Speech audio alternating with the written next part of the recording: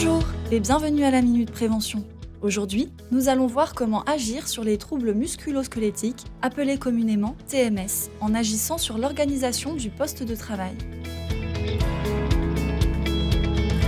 Prenons l'exemple d'Axel, 23 ans, et peintre depuis maintenant 5 ans. Il y a 4 mois, il se plaignait de douleurs à l'épaule droite et au coude.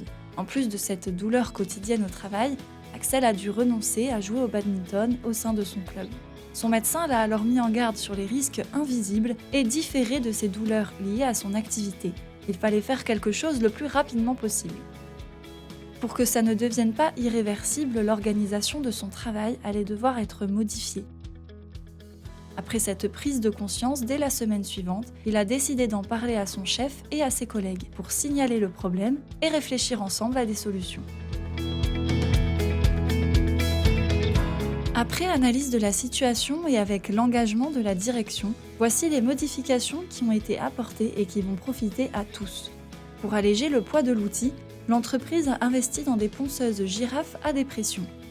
Il a aussi été décidé de fournir des diables et des portes bidons pour approvisionner et utiliser les peintures au plus près des postes de travail. L'entreprise a même choisi de privilégier des peintures monocouches pour limiter le nombre de passes. Et enfin, aménager des pauses régulières.